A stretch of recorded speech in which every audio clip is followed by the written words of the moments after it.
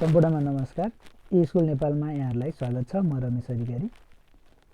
आज म यस भिडियोमा कक्षा 10 को विज्ञान तथा प्रविधि विषय अन्तर्गत गुरुत्वाकर्षण, न्युटनको गुरुत्वाकर्षण सम्बन्धी विश्वव्यापी नियम र सो सम्बन्धका गणितीय समस्याहरूको बारेमा यहाँहरूलाई केही जानकारी दिने कोसिस गर्नेछु। र यस भिडियोमा यहाँहरूले कसरी न्युटनको गुरुत्वाकर्षण सम्बन्धी विश्वव्यापी नियमलाई सजिलै सम्झिने भन्ने कुरा पनि जानकारी दिन गइरहेको छु। भिडियो अन्तिमसम्म हेरेर साथ दिनुहोला। र मैले सुरुमा यहाँ केही कुराहरू लेखेको छु, यहीँबाट सुरु गर्न चाहे। सुरुमा गुरुत्वाकर्षण भनेको के हो त? गुरुत्वाकर्षण भनेको के हो भन्दाखेरि नाममै यही छ, गुरुत्वाकर्षण। गुरुत्व प्लस आकर्षण मिलेर बनेको शब्द छ, इङ्ग्लिसमा ग्राभिटेसन भनिन्छ। ब्रह्माण्डमा रहेका कुनै पनि जुन वस्तुहरू छन् तिनीहरूले अरू वस्तुहरूलाई आफ्नो केन्द्रतिर तानिरहेको हुन्छ वा आफूतिर आकर्षण गरिरहेको हुन्छ। त्यो बललाई चाहिँ हामीले गुरुत्वाकर्षण बल भन्छौँ वा गुरुत्वाकर्षण सिम्पली गुरुत्वाकर्षण भन्छौँ। अब गुरुत्वाकर्षण भने परिभाषा लेख्नु पर्यो भने ब्रह्माण्डमा रहेका कुनै पनि दुई वस्तुहरू बीच परस्परमा लाग्ने आकर्षण बललाई गुरुत्वाकर्षण वा गुरुत्वाकर्षण बल भनिन्छ भनेर बुझौँ। र यसको सङ्केत हुन्छ क्यापिटल एफ। अब यहाँ तीनवटा वस्तु छ, ए, बी र सी।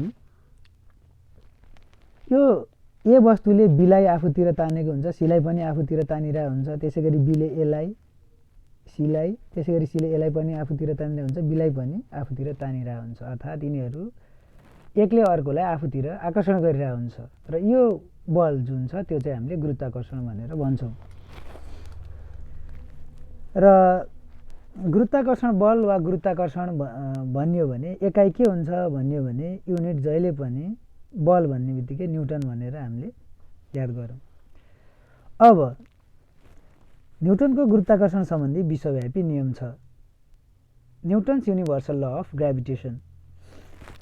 यो शीर्षकमा केही कुराहरू बुझ्नुपर्ने हुन्छ। जस्तै यहाँ न्युटनको गुरुत्वाकर्षण सम्बन्धी विश्वव्यापी नियम भनेको छ।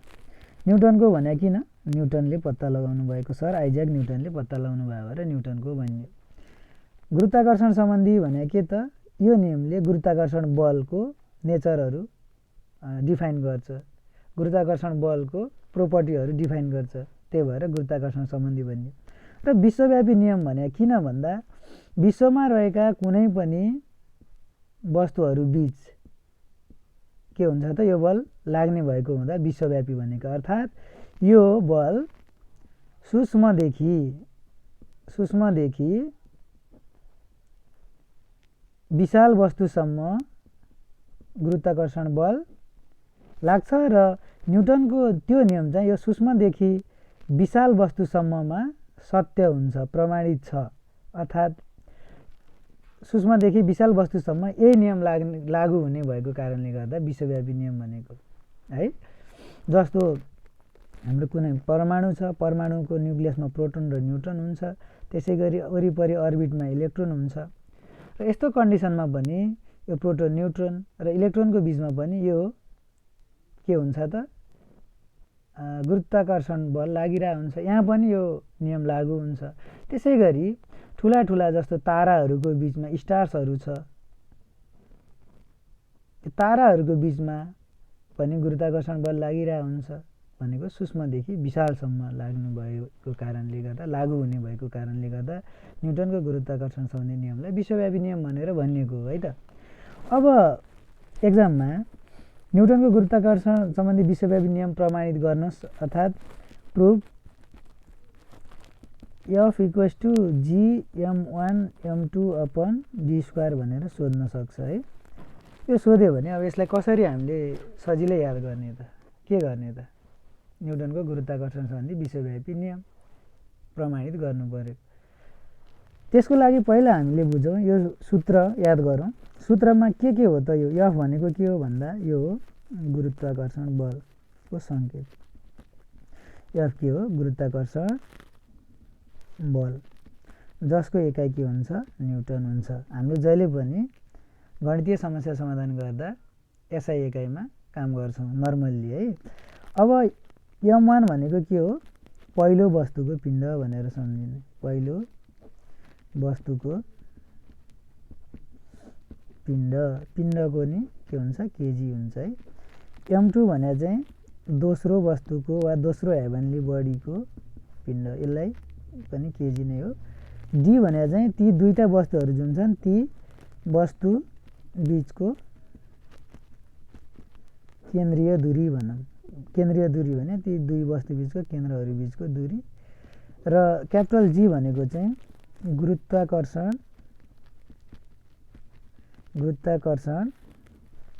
स्थिराङ्क हो। यसरी डबल भयो स्थिराङ्क भयो।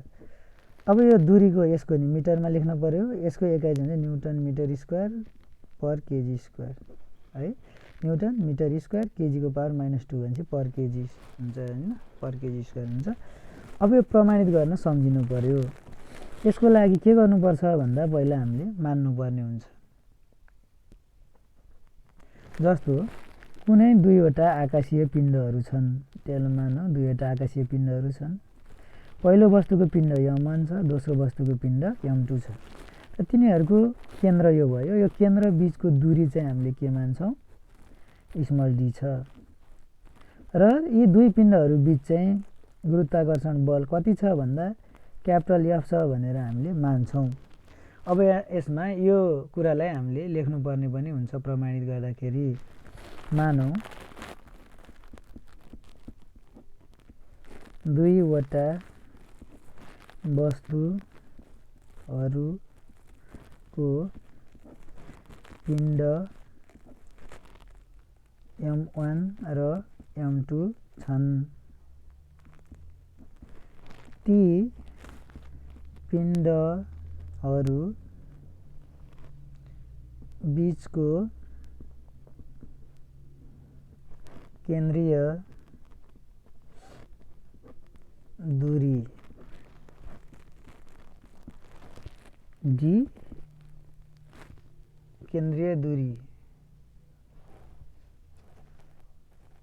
डी र तिनीहरू बीच उत्पन्न हुने गुरुत्वाकर्षण बल एफ छ। यसरी हामीले मानवबाट लेख्छौँ। अब ए र बी दुईवटा वस्तु छ भनेर यहाँ ए र बी पनि गर्न सकिन्छ। अब यो न्युटनको गुरुत्वाकर्षण सम्बन्धी विश्वव्यापी नियममा एउटा कथन छ है। त्यो कथन दुईवटा कथन छ, पहिलो कथन र दोस्रो कथन छ। त्यो कथन के हो भन्ने कुरा हामीले चाहिँ यहाँ हेरौँ है त। यहीँबाट पत्ता लगाउँछु। माथिको सूत्रमा हेर्नुभयो भने F equals to gm1 m2 upon D square छ। अब कथनै पत्ता लगाउँ है त हामी। यो रफ भयो। अब के गरौँ त, यो जीलाई अहिले छोडिदिउँ है, जीलाई बिर्स्यौँ, यो गोलो लगाइदिउँ मैले। अब हेरौँ यो एफको तल 1 राखौँ है। अब हेरौँ है, पहिला के गर्ने भने यो एफ यतापट्टिको एफ लेख्यो, बराबरको ठाउँमा यस्तो साइन लेख्यौँ जसलाई समानुपातिक वा प्रोपोर्सनालिटी साइन भनिन्छ। यसले दुइटै काम गर्छ, समानुपातिक व्युत्क्रमानुपातिक दुइटैलाई चिन्ह चाहिँ सेम नै हो। अनि यो माथिको लेखिदिउँ, माथिको माथिसँग m1 इन्टु m2। अब यहाँ के बुझ्नुपर्छ भने यो माथि यो अपन छ नि जुन इक्वेसनमा, यो माथि माथि वा तल तल छ भने समानुपातिक, माथि तल छ भने व्युत्क्रमानुपातिक हुन्छ है। जस्तै एफ चाहिँ m1 र m2सँग समानुपातिक छ भने एफ यो डी स्क्वायरसँग व्युत्क्रमानुपातिक छ। यसरी बुझ्नु पर्यो। अब पहिला एफको यो माथिको हामीले यो दुईटा m1 र m2 लेख्यौँ, एफ लेख्यौँ। यो पहिलो कथन हो। यही नै हो न्युटनको गुरुत्वाकर्षण सम्बन्धी विश्वव्यापी नियमको पहिलो कथन।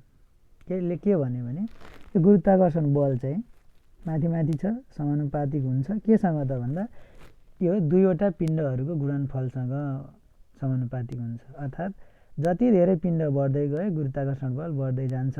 कति बेला भन्दाखेरि यो डी चाहिँ स्थिर हुनुपर्छ। अर्को चाहिँ दोस्रोमा यो लेखिसक्यो हामीले। अब बाँकी के छ, एफ गुरुत्वाकर्षण बललाई इक्वल टु साइनको ठाउँमा प्रोपोर्सनालिटी साइन नै राखौँ। माथि केही पनि छैन, m1 m2 गइसक्यो, हामीले माथिल्लोमा राखिसक्यौँ, जी नराख्ने भनेको छ, त्यही भएर 1 बाँकी माथि र तल के छ d स्क्वायर छ। हो यो चाहिँ दोस्रो कथन। अर्थात् गुरुत्वाकर्षण बल चाहिँ d स्क्वायर भने त्यो दुईटा पिण्डहरू बीचको दूरीको वर्गसँग चाहिँ के भयो त माथि र तल भएपछि व्युत्क्रमानुपातिक भयो। यही दुईटा कुरालाई मिलाउँदा न्युटनको गुरुत्वाकर्षण सन्धि विश्वव्यापी नियम बन्छ। अब के भन्छ त हेरौँ है त। ब्रह्माण्डमा रहेका कुनै पनि दुई आकाशीय पिण्डहरू बीच उत्पन्न हुने गुरुत्वाकर्षण बल ती दुई वस्तुहरूको पिण्डको गुणनफलसँग समानुपातिक र ती दुई वस्तुहरूको केन्द्रीय दूरीको वर्गसँग के हुन्छ व्युत्क्रमानुपातिक हुन्छ भन्ने कुरा यहीँबाट थाहा भयो। अब प्रमाणित गर्दा चाहिँ के गर्ने त भन्दाखेरि यतापट्टि लेख्ने। अब छ न्युटनको यहाँ अलिकति भएन है, न्युटनको गुरुत्वाकर्षण सम्बन्धी विश्वव्यापी नियम अनुसार के हुन्छ त विश्वव्यापी नियम चाहिँ हामीले याद गर्नुपर्ने हुन्छ। प्रमाणित गर्नलाई मात्रै के भन्छ f समानुपातिक m1 m2 हुन्छ। अब यो चाहिँ कति बेला त भन्दा समीकरण आई यो चाहिँ बाँकी के छ त यहाँ बाँकी के छ m1 m2 भएपछि d बाँकी छ, त्यही स्थिर भएमा d स्थिर भएमा एन्ड र अब यही गुरुत्वाकर्षण बल चाहिँ d स्क्वायरसँग व्युत्क्रमानुपातिक हुन्छ भनेपछि 1/d स्क्वायर है के हुन्छ 1/d स्क्वायर। अब यसलाई दोस्रो समीकरण मानौँ। अब यति बेला कुन स्थिर हुन्छ त माथि यहाँ फर्मुलामा हेऱ्यौँ भने यो m1 m2 लेख्दाखेरि d स्थिर हुन्छ, d लेख्दाखेरि यो दुईटा स्थिर हुन्छ भनेपछि अब कुन कुन स्थिर भयो त यति बेला हुन्छ m1 र m2 स्थिर भएमा चाहिँ यो लागु हुन्छ। अब के गरौँ दुईटालाई मिलाइदिउँ है त। समीकरण आई र आई मिलाउँदा भनौँ। अब मिलाउन के गर्ने यो दुईटा f मध्ये एउटा लेख्दै भयो, बीचको प्रोपोर्सनालिटी साइन एउटा लेखिहाल्यो। यो त माथिको हो हैन न्युमरेटर हो, त्यही भएर m1 इन्टु m2 चाहिँ माथि d स्क्वायर चाहिँ तल डिनोमिनेटरमा है त। अब यति गरेपछि अब हामीले यो प्रोपोर्सनालिटी साइनलाई हटाउनु पर्छ और f अब बराबर राखौँ। प्रोपोर्सनालिटी साइन हटाइसकेपछि एउटा अचर राशि राख्नुपर्ने हुन्छ, हामीले क्यापिटल G राख्छौँ अनि m1 m2 upon g square. अब जहाँ यो g भने के हो त भन्दा g चाहिँ एक अचर राशि वा कन्स्ट्यान्ट हो, ग्रेभिटेसनल कन्स्ट्यान्ट भनिन्छ है। वा g भने के हो रे गुरुत्वाकर्षण अचर राशि हो जसले हामीले चाहिँ के भन्छौँ गुरुत्वाकर्षण स्थिराङ्क भन्छौँ। के भन्छौँ स्थिराङ्क, गुरुत्वाकर्षण स्थिराङ्क भन्छौँ र यसको मान हुन्छ 6.67 इन्टु 10⁻⁻11 न्युटन मिटर स्क्वायर पर केजी स्क्वायर। यो चाहिँ न्युमेरिकलका लागि आवश्यक हुन्छ, याद गर्नुपर्ने हुन्छ है। अब यति भइसकेपछि यहाँ के भयो त देयरफोर f इक्वल्स टु के प्रमाणित भयो त g m1 m2 upon d square. हामीले यही फर्मुला याद गरेर त्यसको प्रयोग गरेर के गर्यौँ प्रमाणित गर्यौँ, प्रुभ भयो, प्रमाणित भयो भन्ने। अब यहाँनिर परीक्षामा न्युटनको गुरुत्वाकर्षण सन्धि विश्वव्यापी नियम लेखी प्रमाणित गर्नुहोस् भन्यो भने स्टेटमेन्ट जस्ता तस्तै लेख्ने अनि त्यसपछि यो फिगरबाट सुरु गर्ने वा यहाँ भाषाबाट सुरु गर्दा हुन्छ। र अब यहाँनिर एउटा गुरुत्वाकर्षण स्थिराङ्कको परिभाषा पनि हामीले जान्नुपर्ने हुन्छ।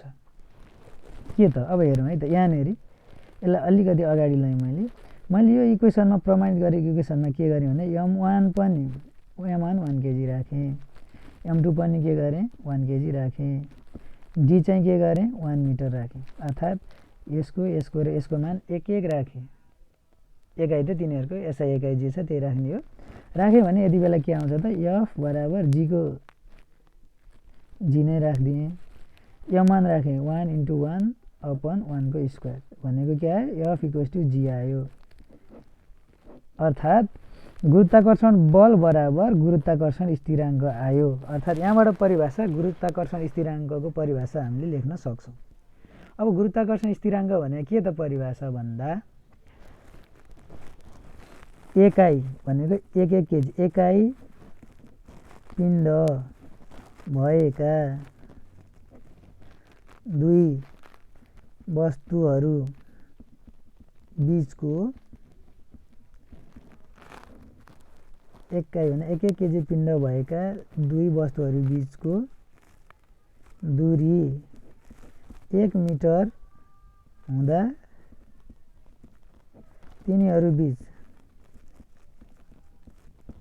बीच उत्पन्न हुने गुरुत्वाकर्षण बललाई नै के भनिन्छ गुरुत्वाकर्षण स्थिराङ्क भनिन्छ। गुरुत्वाकर्षण स्थिराङ्क भनिन्छ भनेर अनि हामीले परिभाषा दिने हो। गुरुत्वाकर्षण स्थिराङ्कको परिभाषा भयो केही छैन। दुईवटा पिण्ड छ, तिनीहरू एक केजीका पिण्ड छन् अनि तिनीहरू एक केजीका पिण्डको केन्द्रीय दूरी चाहिँ कति त 1 मिटर हुँदाखेरि जति गुरुत्वाकर्षण बल हुन्छ त्यसलाई नै हामीले गुरुत्वाकर्षण स्थिराङ्क भन्छौँ। त्यही मानलाई हामीले के भन्छौँ गुरुत्वाकर्षण स्थिराङ्क भन्छौँ। परिभाषा त्यसरी पत्ता लगाउने। अब एउटा म प्रश्न सोध्छु है, यहाँ यतापट्टि हेर्नु होला है। ल अब मैले यहाँ क्वेसन लेखेँ, यो एउटा वस्तु छ, यो अर्को वस्तु छ, यसको नाम एक्स यसको नाम वाइ। अब भन्नुहोस् है मैले के गरेँ ए र अब यिनीहरूको बीचको दूरी के राखौँ ल डी नै राखौँ है। के राखौँ डी नै राखौँ। एक्स र वाइ दुईवटा वस्तु छ। ल मलाई भन्नुहोस् एक्स र वाइ मध्ये कुन वस्तुको पिण्ड धेरै छ त? तपाईँहरूले सोच्नुभयो होला वाइ ठुलो छ त्यही भएर वाइको पिण्ड धेरै छ। गलत सोच्नुभयो है। विज्ञानमा कुनै पनि तथ्याङ्क दिए अनुसार मात्रै हामीले एनालाइज गर्नुपर्ने हुन्छ। यहाँ पिण्ड भनेर दिएको छैन, वस्तुको नाम एक्स र वाइ मात्र दिएको छ, पिण्ड दिएको छैन। कति केजी यो कति केजी हो यो कति केजी हो दिएको छैन। र ठुलो देख्दैमा पिण्ड धेरै हुन्छ भन्ने कुरा पनि बुझ्न भएन। किनभने यो चाहिँ फलाम हुन सक्ला, अर्को के हुन सक्ला बेलुन हुन सक्ला, हावा भरेको बेलुन, अनि पिण्ड बढी हुन्छ त हुँदैन। अब अर्को चित्र बनाएँ मैले, यहाँ एउटा वस्तु छ, यहाँ अर्को वस्तु छ, पिण्ड छ। अब यो एउटा वस्तु छ, ल यो वस्तु छ। अब मैले यो बीचको दूरी d1 यो बीचको दूरी d2। अब कुन दूरी बढी त d1 कि d2? अब हामीले चित्र हेर्दा त d2 कम छ d1 बढी छ।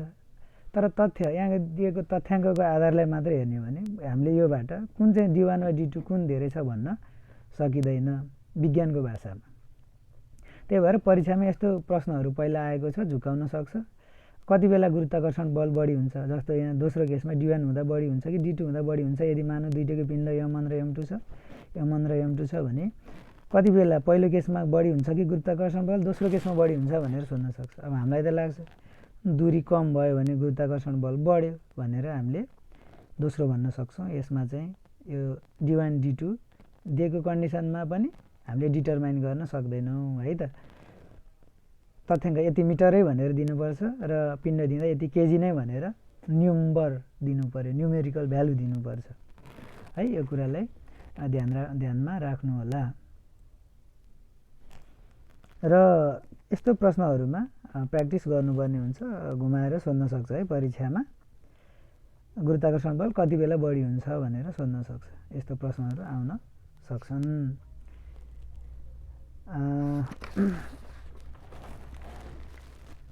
अब त्यही गुरुत्वाकर्षण बल अध्ययन गर्दै गर्दाखेरि अब के बीच गुरुत्वाकर्षण बल हुन्छ होला हैन। हेरौँ अब। अनि एउटा कुरा है, यो सूत्र हामीले पढ्न त पढ्यौँ, Gm1 m2/d²। म एउटा कुरा यहीँ जोडिदिन चाहे, अब समानुपातिक र व्युत्क्रमानुपातिक भने के? जस्तो मसँग नम्बर छ ए लेखेँ, यो बी लेखेँ है, ए लेखेँ 1/b लेखेँ। अब ए र बी बीचको यस्तो सम्बन्ध छ भने यो समानुपातिक सम्बन्ध हो, जसमा ए बढ्यो भने बी पनि बढ्छ, ए घट्यो भने बी पनि घट्छ। तर यो बीलाई चाहिँ यतापट्टि रेसिप्रोकलमा लेख्यो, 1/मा लेख्यो भने ए र बी बीच व्युत्क्रमानुपातिक सम्बन्ध भयो, यो समानुपातिक सम्बन्ध भयो। र दोस्रो चाहिँ के भयो? व्युत्क्रमानुपातिक सम्बन्ध भयो है। व्युत्क्रमानुपातिकमा के हुन्छ? ए बढ्यो भने बी चाहिँ घट्छ, ए घट्यो भने बी बढ्छ, यस्तो हुन्छ। अब माथिको सूत्रमा हेर्यौँ भने F m1 m2, पिण्ड बढ्यो भने गुरुत्वाकर्षण बल बढ्छ, पिण्डहरूको गुणनफल घट्यो भने गुरुत्वाकर्षण बल घट्छ। त्यस्तै गरी अब यो सम्बन्धमा हेर्यौँ भने दूरी, कुनै दुई पिण्डहरू बीचको केन्द्रीय दूरी बढ्यो भने गुरुत्वाकर्षण बल घट्छ, किन? व्युत्क्रमानुपातिकमा यो बढ्यो भने यो घट्ने हैन। समानुपातिकमा बढे बढ्ने घटे घट्ने, व्युत्क्रमानुपातिकमा चाहिँ बढे घट्ने घटे बढ्ने हुन्छ। यो कुरा याद गर्नुहोस्। र यो दूरी बढेमा गुरुत्वाकर्षण बल घट्छ। जस्तै यहाँ दुईटा पिण्ड छ, यो बीचको दूरी 1 मिटर छ, अर्को सेम पिण्ड, यही नै पिण्ड हो तर यिनीहरूको बीच 2 मिटर छ भने यो पहिलो केस र दोस्रो केस मध्ये कति बेला गुरुत्वाकर्षण बल बढी हुन्छ त भन्दा दूरी छ, दूरी घटेमा गुरुत्वाकर्षण बल बढी भनेपछि फर्स्ट केसमा चाहिँ गुरुत्वाकर्षण बल बढी हुन्छ। यो कुरा चाहिँ थाहा पाइराख्नु पर्यो। र पिण्डको केसमा हेर्यौँ भने पनि जस्तो पिण्ड यो के छ 2 केजी छ, यो 5 केजी छ। अब यसको दूरी मैले राखेँ 2 मिटर है। अब यो 2 केजी नै छ, यो 5 केजी छ, यसको सरी 5 केजी होइन, यो 2 मिटरै छ, यसमा चाहिँ 3 केजी राखेँ, 2 र 3 छ। अब कुनमा गुरुत्वाकर्षण बल बढी हुन्छ भन्दा पिण्डको गुणनफल हेर्नु, 5 दुना यहाँ 10 किलो छ, 10 केजी, यहाँ 3 दुना 6 किलो छ, दूरी त स्थिर छ, दुईटैमा 2 मिटर छ भनेपछि अब जुनमा चाहिँ पिण्डको गुणनफल बढी हुन्छ त्यसमै के हुन्छ? गुरुत्वाकर्षणको बढी हुन्छ भने 5 दुना 10 केजी भनेपछि यो पहिलो केसमा चाहिँ गुरुत्वाकर्षण बल के हुन्छ? बढी हुन्छ, किनभने कुन गुरुत्वाकर्षण बल पिण्डहरूको गुणनफलसँग समानुपातिक। जति बढी पिण्ड बढ्छ त्यति नै बढी गुरुत्वाकर्षण बल बढ्छ। तर अर्को डी चाहिँ कन्स्ट्यान्ट हुनु पर्यो, डी स्थिर हुनु पर्यो। m1 m2 को केसमा डी स्थिर राख्ने, डी को केसमा m1 m2 स्थिर राखेर कम्पेयर गर्न सकिन्छ। र तिनीहरू सबैलाई चलाएर पनि घटबड के हुन्छ भनेर पत्ता लगाउन सकिन्छ, जसको लागि चाहिँ हामीले न्युमेरिकल क्याल्कुलेसन गर्नुपर्ने हुन्छ। अब यति बुझिसकेपछि अब यो गुरुत्वाकर्षण बलले के कुराहरू सम्भव गरा होला भन्दाखेरि जस्तो अब यो सन भयो, सूर्य भयो, सूर्यको वरिपरि पृथ्वी, अरू 8 वटा ग्रहहरू घुमिरहेछ, ग्रहको वरिपरि उपग्रहहरू छ, यसमा केही न केही रूपमा गुरुत्वाकर्षणको के छ? रोल छ हैन। यो कुरालाई हामीले ध्यान दिनुपर्ने हुन्छ। र अब परीक्षामा यस्तो प्रश्नहरू आउन सक्छ है, जस्तै तपाईलाई के भन्न सक्छ? मानौँ कुनै दुईटा पिण्डहरू छ, मैले न्युमेरिकल लेखेन, म चित्रबाटै बुझाउन कोसिस गर्छु। m1 छ, यसको पिण्ड m2 छ, र यिनीहरू बीचको दूरी कति छ? d छ है, केन्द्रीय दूरी के छ? d छ। र उत्पन्न हुने गुरुत्वाकर्षण बल f छ भनेर मैले माने। जाँचमा के भन्छ भने कुनै पनि दुई पिण्डहरूको के गर्ने? वस्तुहरूको पिण्ड चाहिँ स्थिर राख्ने, पिण्ड के गर्ने? स्थिर राख्ने, नचलाउने, र तिनीहरू बीचको दूरी चाहिँ आधा गरिदियो भने गुरुत्वाकर्षण बलमा कस्तो असर पर्ला? घट्ला कि बढ्ला भनेर क्वेसन सोध्छ है। अब यस्तो केसमा जस्तो क्वेसन के हुन सक्छ? माथिको चित्रमा है, मैले अलि अर्कै तरिकाले लेखेँ। माथिको चित्रमा m1 र m2 वा दुई पिण्डहरू समान के गरी चेन्ज नगर्ने माथिको चित्रमा m1 र m2 उही राखी d लाई भने के तिनीहरू बीचको दूरीलाई आधा गर्दा गुरुत्वाकर्षण बल मैले यहाँ f ले संकेत गरेको छु मा के असर पर्छ घट्छ कि बढ्छ भनेर यस्तो खालको क्वेशनहरु जाँचमा आउँछ। यो एउटा बुझ्नुभयो भने सबै क्वेशनको एन्सर हामीले गर्न सक्छौं। यस्तो खालको क्वेशनहरु आयो भने अब के गर्ने त सुरुमा चाहिँ अब कुनै वस्तुको पिण्डलाई समान राखी तिनीहरू बीचको दूरीलाई आधा गर्दा गुरुत्वाकर्षण बलमा के असर पर्छ भनेर सोध्न नि सक्छ घट्छ कि बढ्छ भनेर सोध्न नि सक्छ कति गुणाले बढ्छ या घट्छ भनेर सोध्न नि सक्छ र यसैगरी चित्र बनाएर यसैगरी सोध्न नि सक्छ। अब चित्र नदिएको केसमा छ भने हामीले चाहिँ के गर्नु पर्यो मानौ दुई वस्तुहरु को पिण्ड कति छ m1 र m2 छ र तिनीहरु बीचको दूरी d छ त्यस्तै तिनीहरु बीच उत्पन्न हुने गुरुत्वाकर्षण बल F छ। अब यसरी मान्नु पर्छ यदि चित्र दिएको छैन यसरी सोधेको छैन भने दिएको छ भने अब सिधै लेख्न सकिहालिन्छ। अनि न्युटनको गुरुत्वाकर्षण सम्बन्धी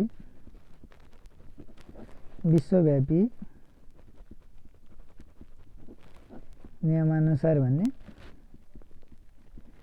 अब यसरी भनेपछि यहाँसम्मको चाहिँ F = के हुन्छ g m1 m2 upon d square. यो चाहिँ यस्तो खालको जुनसुकै प्रश्नमा पनि यहाँसम्म त हामीले गर्नु नै पर्ने हुन्छ। अब प्रश्नमा दिएको अनुसार चाहिँ d लाई आधा गर्दा 2 गुणा गर्दा पिण्डलाई के गर्दा हरेक पिण्डलाई 2 गुणा गर्दा वा एउटा पिण्डलाई 2 गुणा गर्दा वा हरेक पिण्डलाई आधा गर्दा वा एउटा पिण्डलाई 4 गुणा गर्दा यस्तो कुराहरु सोध्छ वा दुईटै m1 m2 र d सबै चेन्ज गर्दा जे पनि भन्न सक्छ। यतिसम्म चाहिँ सबैको एन्सर उही नै हो। अब प्रश्न अनुसार जाने अब के गर्ने प्रश्न अनुसार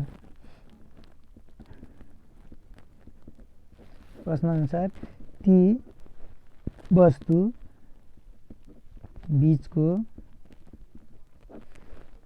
दूरी आधा गर्दा